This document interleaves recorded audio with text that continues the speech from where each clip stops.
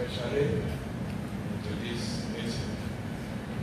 Let me start now with a popular quote from Franklin Roosevelt, who said that the greatest threat to democracy is indifference. The greatest threat to democracy is when we're indifferent. And given what I know, what we have heard about Anambra State, starting from the antecedents, even from 1979, Second Republic, we know that Anambra is the hotbed of elections and politics in Nigeria. Anambra State is a microcosm in Nigeria. And so I was expecting that this hall will be so filled that will not even did not contain us. And then we also have people that are outside.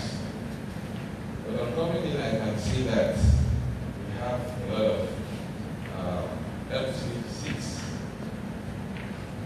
This is not what we desire for this election, because the statistics of voting in Anambra has been dwindling. And that's why I'm happy civil society, you are here, our traditional rulers, whatever we will do to rekindle the interest of our people in democracy. Because the greatest threat to democracy is not even what we cry about on the media every day, but it's the indifference of it. So this is very, very crucial for us. And therefore, I hope we will be in a position to address all this.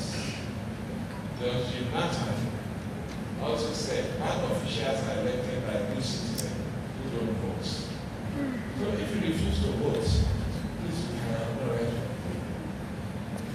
You don't have any right.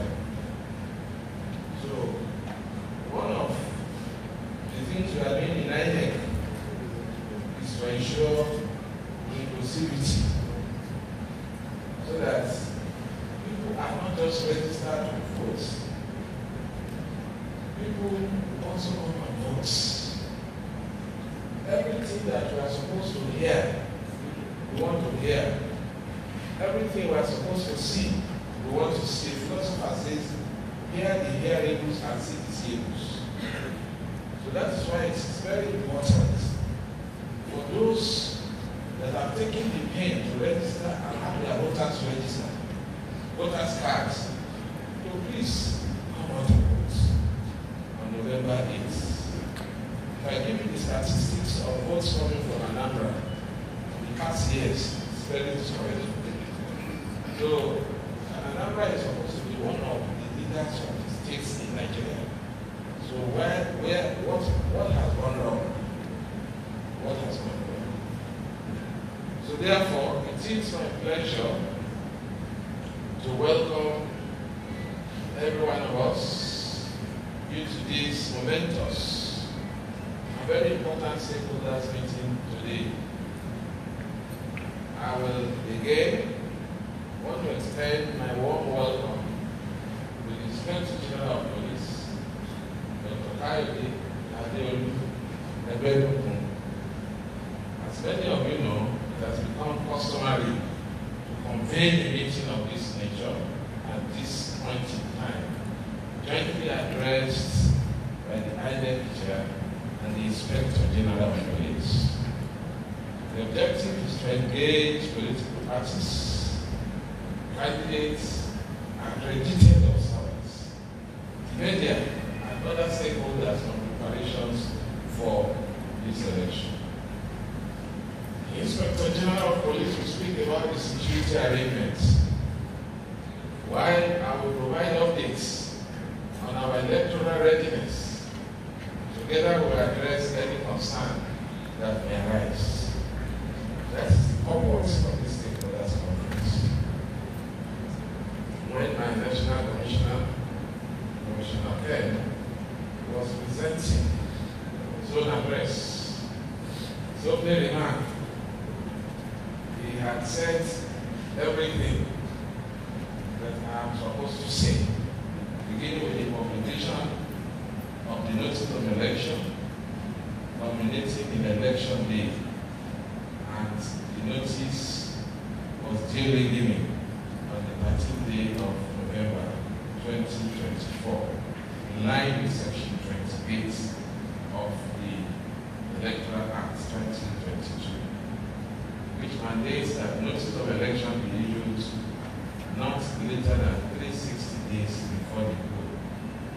Timetable is widely accessible on our digital platform and included in the information booklet, which should be circulated here today to everyone.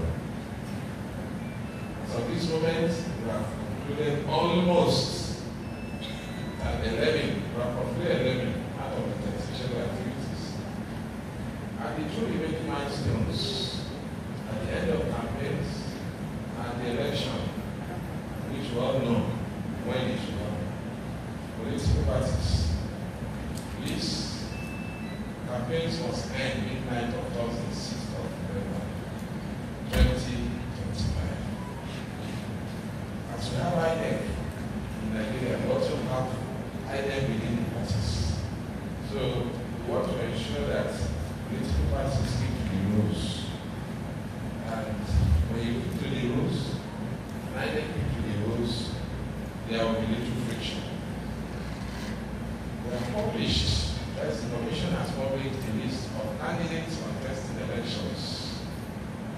You know, in this country, it has happened that somebody whose name was not on the ballot was declared winner. So in those days, it was assumed that anything could happen, but not decided anymore. So the Commission has published the final list of candidates contesting elections. Those whose names are not there will not appear, and they will not be recognized. So in accordance with Section 33 of the Act, that's the Electoral Act, political parties will take the powers and right to replace candidates who voluntarily withdrew. Consequently, the African Democratic Party is conducting a fresh primary election to replace its candidates. While four other political parties, namely Accord, AAC, Labour Party, and NNPP replace their deputy governors candidates. A total of 16 political parties will participate therefore in this off-cycle 2025 Anambra State governorship election. Their names and particulars appear in the booklet which we shared with you. And again, following the conclusion of the voters registration exercise and the subsequent cleanup of the database, the Commission on the 4th of September 2025 approved a final register of 2,802,790 voters for this election. A total of 168,187 new registrations were recorded across the 326 wards of the state.